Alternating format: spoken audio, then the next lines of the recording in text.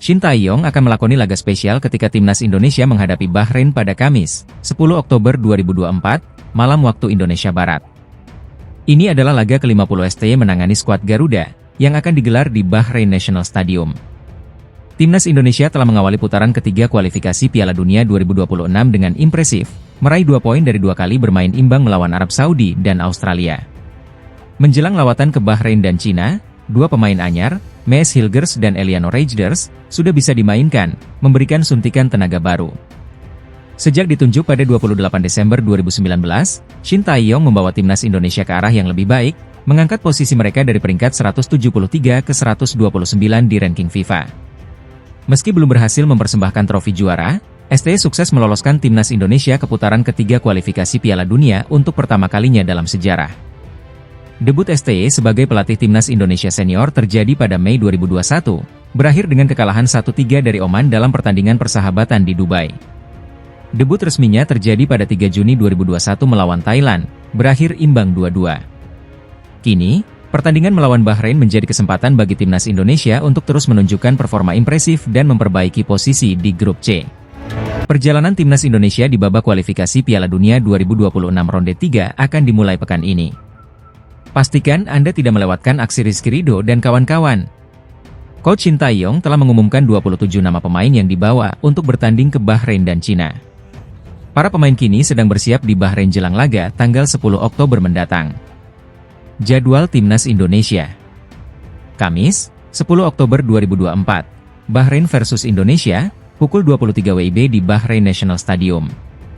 Selasa, 15 Oktober 2024, Cina versus Indonesia, pukul 19 WIB di Qingdao Youth Football Stadium. Daftar pemain timnas Indonesia. Penjaga gawang: Martin Paes, FC Dallas. Nadeo Argawinata, Borneo FC. Hernando Ari, Persebaya. Pemain bertahan: Asnawi Mangkualam, Port FC. Jordi Amat, Johor Darul Teazim. Kelvin Verdong, NEC Nijmegen. Shain Patinama, KAS Eupen. Pratama Arhan, Suwon FC. M. Ferrari, Persija. Rizky Ridho, Persija. Sandy Walsh, KV Mechelen. Jai Idzes, Venezia. Maes Hilgers, FC Twente. Wahyu Prasetyo, Malut United.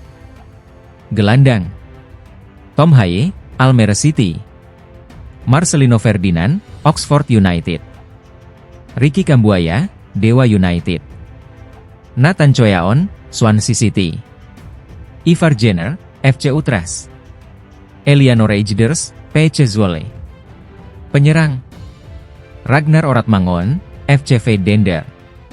Malik Rizaldi, Persebaya. Rafael Struijk, Brisbane Roar. Witan Sulaiman, Persija. Dimas Derajat, Persib. Hoki Caraka, PSS Sleman.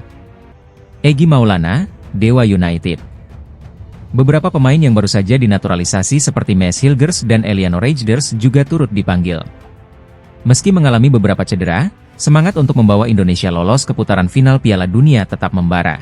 Ketua Badan Tim Nasional, BTN, Sumarji, menyoroti kualitas lapangan yang akan digunakan oleh timnas Indonesia dalam laga melawan Cina pada lanjutan kualifikasi Piala Dunia 2026. Laga ini dijadwalkan berlangsung di Qingdao Youth Football Stadium, Cina, pada 15 Oktober 2024. Stadion yang terletak di Qingdao ini dianggap memiliki kualitas lapangan yang kurang memadai. Menurut laporan yang diterima PSSI, kondisi rumput di stadion tersebut masih belum dalam keadaan optimal. Kami sudah mengirimkan tim ke sana, dan dari hasil laporan, kondisi rumput masih kurang bagus. Semoga pihak Cina dapat memperbaiki kondisi lapangan sebelum pertandingan, ujar Sumarji pada konferensi pers di Jakarta. Kendati menghadapi tantangan ini, Sumarji menegaskan bahwa timnas Indonesia siap bertanding dimanapun. Skuad Garuda juga diharapkan bisa meraih hasil maksimal, terutama karena Cina sedang dalam tren negatif usai 2 pertandingan tanpa kemenangan. Laga melawan Cina ini menjadi bagian dari upaya timnas Indonesia untuk meraih tiket menuju Piala Dunia 2026. Kita nantikan perjuangan skuad asuhan Shin Tae-yong di Qingdao Youth Football Stadium. Meskipun menghadapi tantangan lapangan, kita semua berharap timnas Indonesia mampu memberikan yang terbaik dalam laga penting ini. Popularitas timnas Indonesia kini tengah melesat. Membela skuad Garuda bisa membuat seorang pemain menjadi bintang setidaknya di media sosial. Contohnya dialami Justin Hubner. Meski belum sekalipun tampil di tim utama Wolverhampton Wanderers, pengikutnya di media sosial terus bertambah. Hingga kini, Hubner sudah memiliki 2,7 juta follower. Padahal, sebelum menjadi WNI, dia hanya memiliki sekitar 5.000 follower. Hubner pun berkelakar, ada banyak pemain di Wolves yang tertarik membela timnas Indonesia karena fenomena tersebut. Dalam hal media sosial, semuanya bertumbuh begitu pesat. Ini berkaitan dengan tawaran dari brand. Ada begitu banyak hal yang datang. Ini sebuah mimpi, kata Hubner. Banyak rekan setim saya di Wolves mengatakan, bisakah saya ganti warga negara jadi Indonesia? Tuturnya melanjutkan. Hubner memastikan rekan-rekannya di Wolves ikut senang dengan apa yang terjadi pada dirinya setelah membela timnas Indonesia. Terlepas dari nilai plus itu, Hubner menegaskan yang terpenting adalah bisa memperkuat timnas sebuah negara. Rekan setim mendukung saya dan bahagia untuk saya juga. Mereka juga menginginkan pengikut di media sosial, karena itu menyenangkan untuk dimiliki. Tetapi ini bukan tentang pengikut, terpenting saya bermain untuk timnas, tegasnya. Media Cina telah melancarkan tuduhan yang kontroversial terhadap timnas Indonesia menjelang laga kualifikasi Piala Dunia 2026 zona Asia. Media Cina mengancam bahwa jika Maes Hilgers dan Eliano Reijers turun dalam pertandingan melawan Cina, Federasi Sepak Bola Cina akan mengajukan protes kepada AFC. Tuduhan ini berdasarkan klaim bahwa proses naturalisasi keduanya tidak sesuai dengan prosedur hukum Indonesia. Namun, dalam fakta yang terungkap, proses naturalisasi Hilgers dan Reijers telah dilakukan dengan ketat mengikuti semua prosedur yang diperlukan. Keduanya mengikuti rapat dengan Komisi 3 dan ex-DPR RI, serta mendapatkan keputusan Presiden dari Presiden Joko Widodo. Proses pengambilan sumpah kewarganegaraan Indonesia dilakukan di Kedutaan Besar Republik Indonesia di Brussels, Belgia. Ketua Umum PSSI, Erick Thohir, menegaskan harapannya untuk hasil positif dari timnas Indonesia dalam laga tandang melawan Bahrain dan Cina. Timnas Indonesia akan berhadapan dengan Bahrain pada Kamis, 10 Oktober 2024 pukul 23 WIB, dan melawan Cina pada Selasa, 15 Oktober 2024 pukul 19 waktu Indonesia Barat. Meski dihadapkan pada kontroversi ini, timnas Indonesia tetap fokus untuk meraih hasil terbaik dan mengumpulkan poin yang dibutuhkan di kualifikasi Piala Dunia 2026. Media Cina mulai panik menjelang laga kualifikasi Piala Dunia 2026 zona Asia melawan timnas Indonesia. Mereka menyoroti dua pemain naturalisasi baru, Maes Hilgers dan Eliano Reijers, yang menjadi perhatian jelang pertandingan ini. Cina akan menghadapi timnas Indonesia di Qingdao pada 15 Oktober mendatang. Menurut media Cina, Sohu, Hilgers dan Reijers harus diwaspadai karena mereka bermain di Eredivisie, Liga Top Belanda. Hilgers, yang menjadi B andalan Twente, bahkan baru saja menahan imbang Manchester United di Liga Eropa.